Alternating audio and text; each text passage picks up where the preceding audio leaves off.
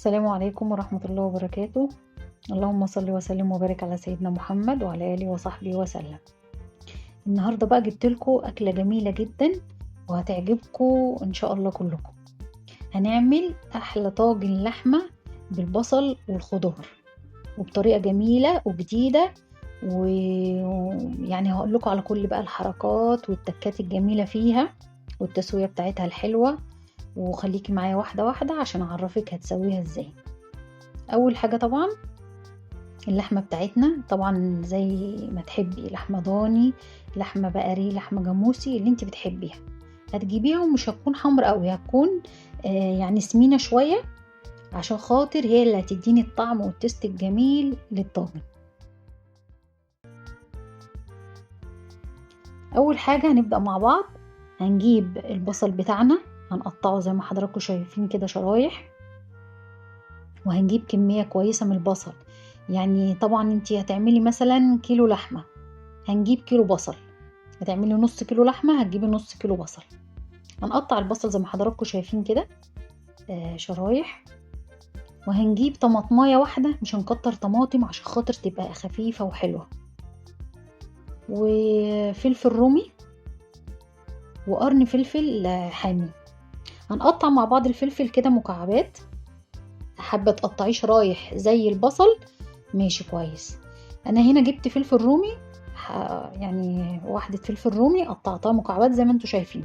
حابة ان انت تضيفي فلفل حامي كله ماشي برضو براحتك، عايزة تضيفي فلفل الوان برضو زي ما تحبي، المتوفر عندك اعمليه. جبنا طماطمايه واحدة هنقطعها برضو مكعبات زي ما حضراتكم شايفين كده، وحوالي فصين توم. فصين توم عايزه تقطعيهم شرايح ماشي برضو، انا حابه ان انا اسيبهم سلام كده عشان خاطر بتفضل النكهه بتاعت التوم والريحه الجميله موجوده معانا. قطعنا الخضار بتاعنا وهنبدا بقى نروح على الخطوه اللي بعد كده. هنا بقى جبنا طاسه فيها معلقتين سمنه ومعلقتين زيت. سخنا الطاسه كويس عشان هنا بقى هنشوح اللحمه بتاعتنا، لازم تاخد تشويحه كده عشان خاطر الأنسجة بتاعت اللحمة تقفل وتديني شكل جميل وطعم أجمل. هنبدأ بقى نضيف اللحمة واحدة واحدة زي ما حضراتكم شايفين، ومش هنقلب أول ما نحطها، هنسيبها شوية والطاسة تكون سخنة عشان خاطر اللحمة ما تنزلش ميتها دلوقتي. أنا عايزة أشوحها، مش عايزاها المية بتاعتها تنزل دلوقتي. هنا بقى هنقلب مع بعض اللحمة عشان خاطر تاخد اللون الجميل والتشويحة الحلوة من كل الجوانب. مش هنضيف عليها حاجة دلوقتي.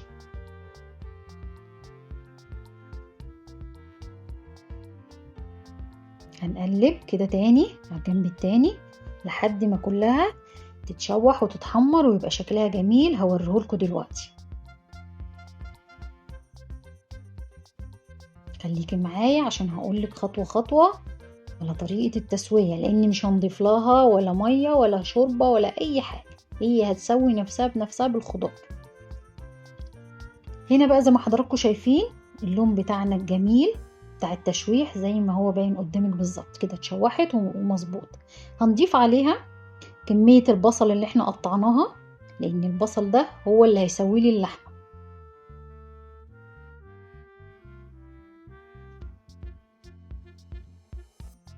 ضفنا البصل بتاعنا، هنقلب بالراحة واحدة واحدة كده مع بعض عشان خاطر البصل يدخل مع اللحمة ويبدأ يدبل معايا.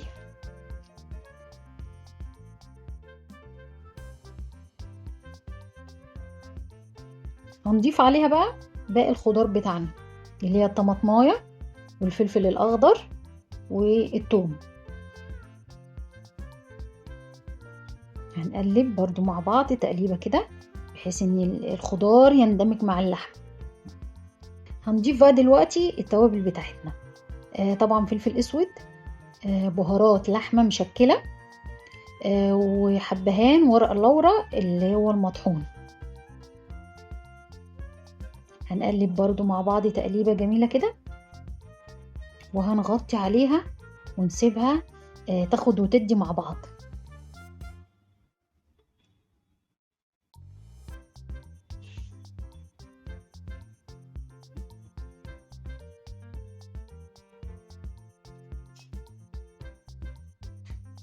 هيبقى احلى طاجن لحمه تعمليه من احسن محل كلتيه بره، او حتى ما كلتيهاش بره هتدوقيها هتعجبك جدا جدا. هنشوف بقى اللحمه والخضار بتاعتنا وصلت لحد فين. الله على الريحه، مش قادره اقولك جميله جدا جدا، وانتي لما تجربيها تعرفي.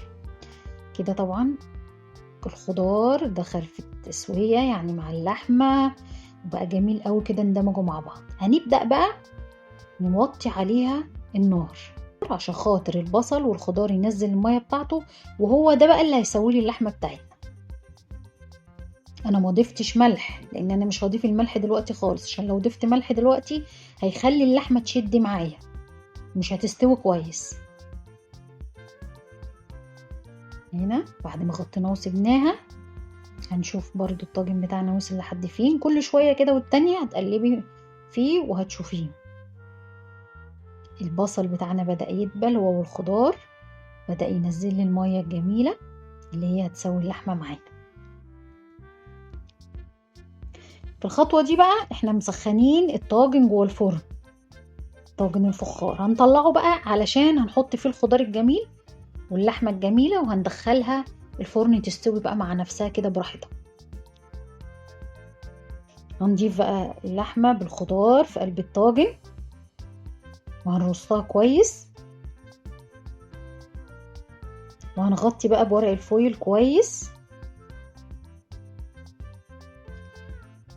عشان خاطر تاخد السوا بتاعها، باقي السوا بتاعها في الفرن.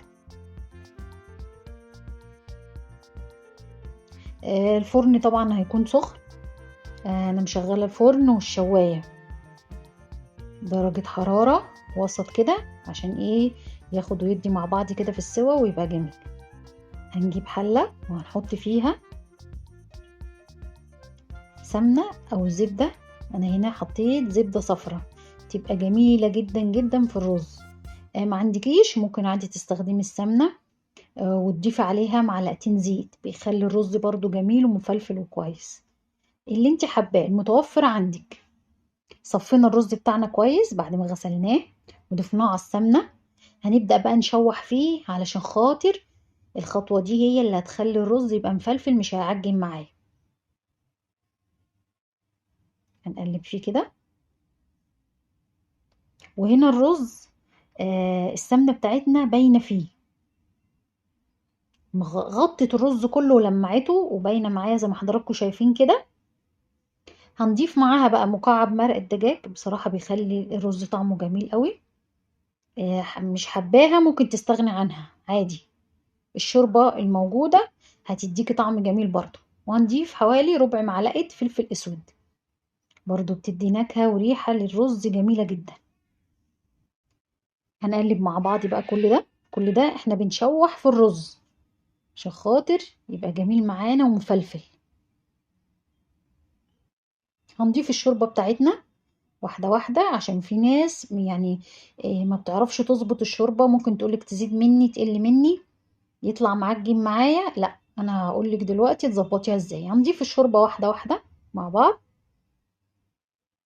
لحد ما تغطي الرز بتاعي. هنضيف حوالي كبشتين تاني شوربه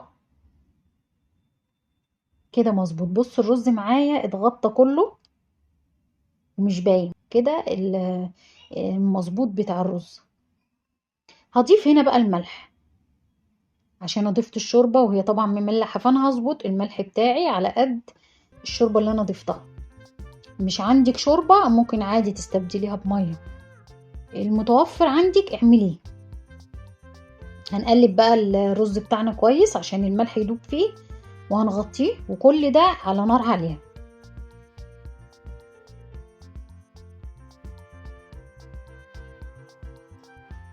هنا بقى هنشوف الرز بتاعنا اتشرب اهو زي ما حضراتكم شايفين. هنقلب تقليبه كده بسيطه وهنوطي عليه النار ونغطي.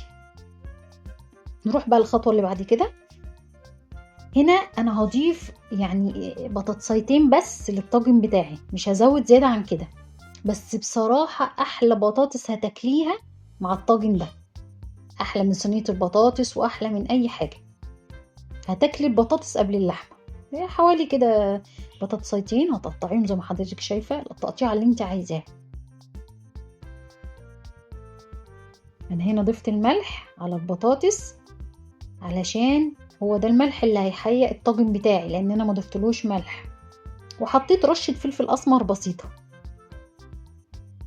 تعالوا بقى نشوف الرز بتاعنا استوى جميل ومفلفل وريحته جميلة جدا، وبألف هنا وشفا. طبعا ما تنسوش اللايك والشير والسبسكرايب. الله الله، شايفين جماله؟ هنا بقى بنشوف السوا بتاعت اللحمة عشان خاطر هنضيف البطاطس بتاعتنا.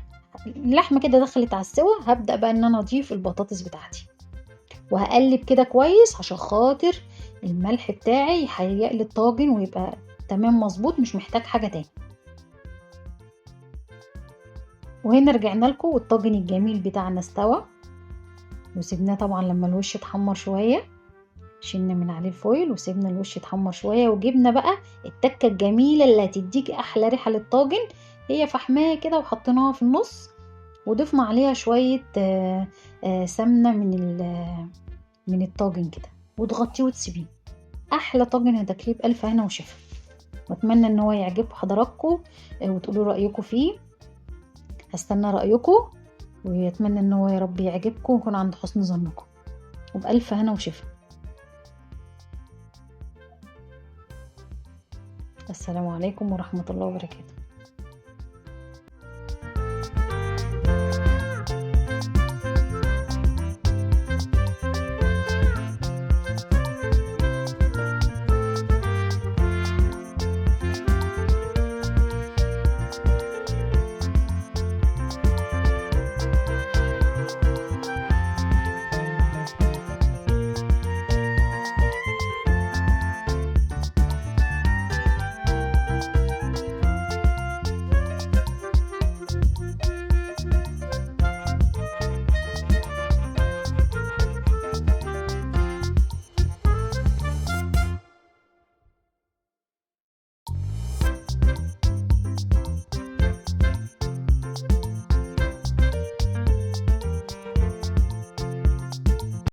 لا تنسوا الاعجاب بالفيديو والاشتراك في القناة تشجيعا لنا لنستمر بنشر المزيد إن شاء الله.